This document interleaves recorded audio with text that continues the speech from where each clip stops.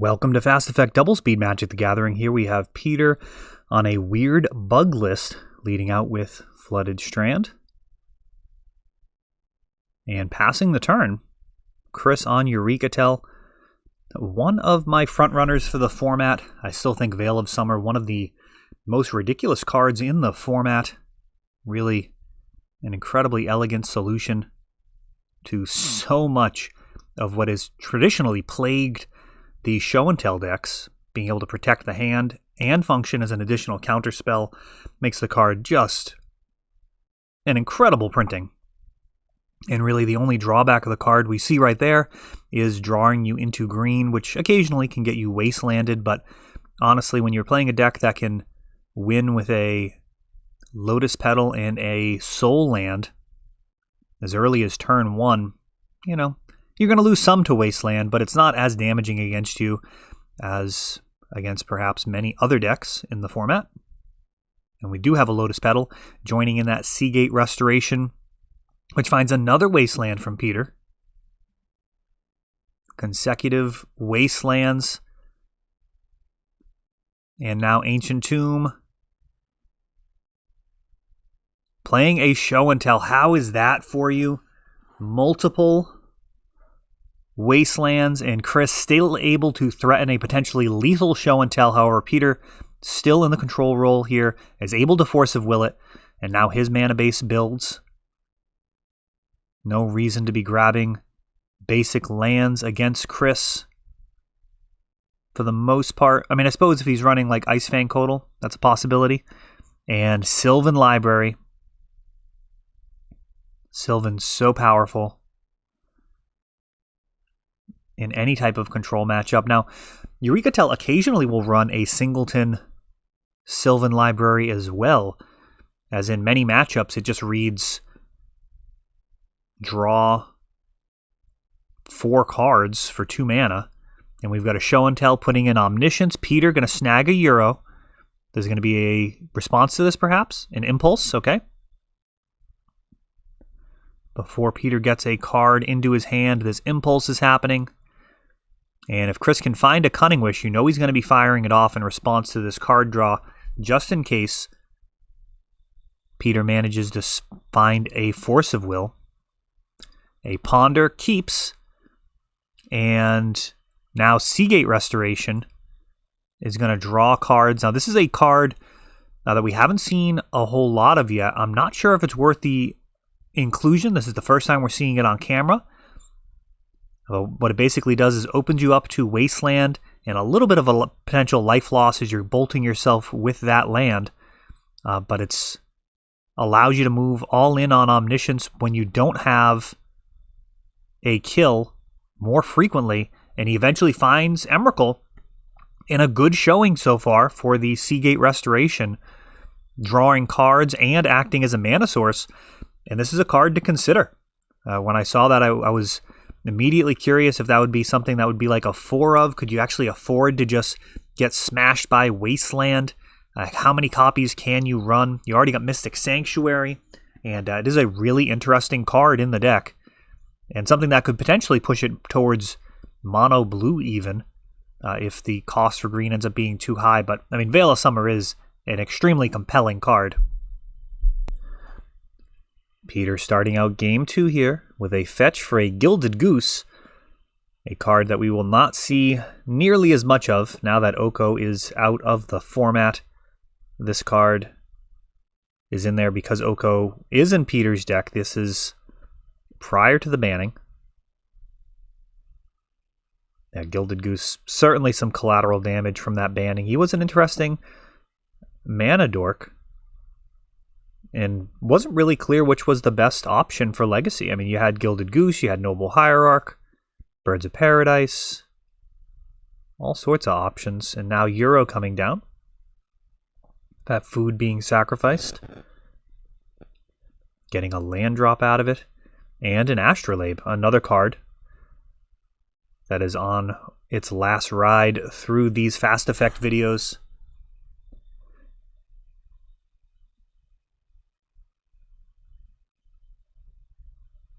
Ponder for Chris, and he's got that fetch land set up. Cantrips at the core of the format. So many decks using those cantrips to find whatever ridiculous combos they're trying to pull off. Really one of the more skill-intensive aspects of Magic, and a place where great players sometimes disagree strongly about the role of Ponder and Brainstorm. The best way to play it is not always objectively clear. There are some people that believe the best Brainstorm is one that you never cast. Other people like myself, with more experience in super high power level formats, find that the initial risk-reward ratio in those early games can allow you to just compress the time frame to a point where you're just stealing games that you might otherwise lose if things dragged out longer. Brainstorm can really optimize a hand from kind of mediocre to taking a shot at winning right now.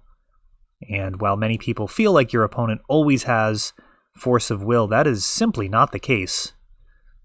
And it is often correct to test those waters and see if you can get a win before they inevitably do end up getting additional ways of stopping you. Now, so far, Chris able to play around Wasteland as he has 2 basic islands and a fetch land. Not bad. That fetch land representing some resiliency in that it can't be targeted effectively with Wasteland. You just sacrifice it in response, but also the option to potentially be a bit of a noxious revival of sorts or a reclaim, putting a card on top of the library with Mystic Sanctuary. Oh, he's actually going to grab a basic forest here. And another fetch land. And Drawn Through Dreams.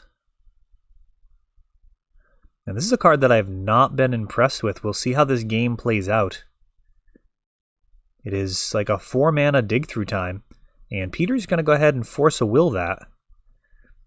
And that is precisely the type of situation that I'm not thrilled due to the sorcery speed of that card. Getting batted down with a hard cast force of will, basically like a time walk. And the longer this game goes, the better condition Peter's going to find himself in all likelihood. He now has an Oko online and is able to swing. And it is worth noting, Oko could be a problem in terms of handling creatures that Chris puts in. There are plenty of lines, not good lines, but they are things that will sometimes win for you. Just show and telling in, like an Emrakul, for example. Oko makes a mockery of that line.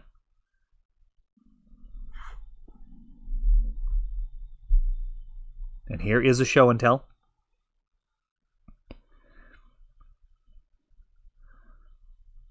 And a Wasteland.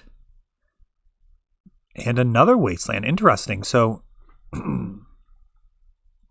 both of those lands targeted with Wasteland, and Chris not actually fetching. And I am not clear why.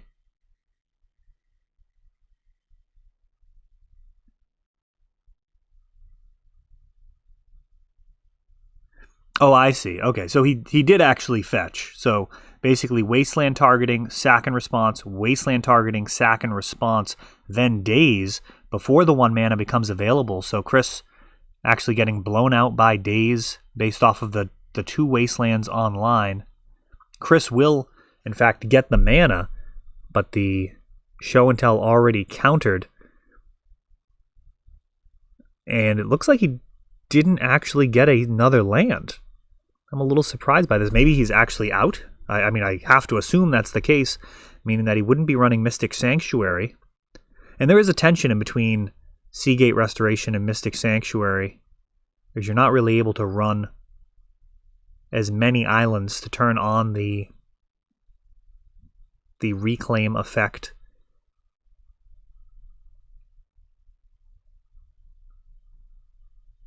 And everything's just working here for Peter so far, but a Eureka is going to stick.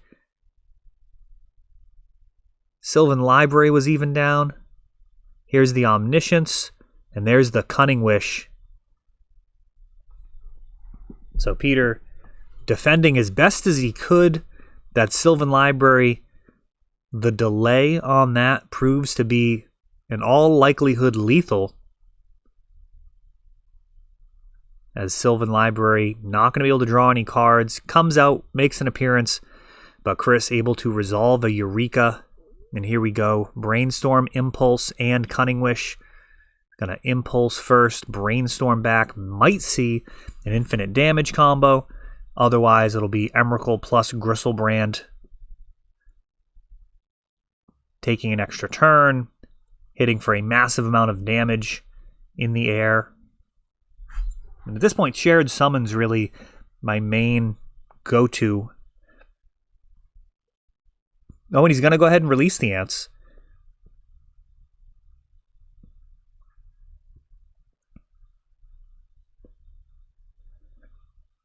Shared Summons ends up functioning totally fine.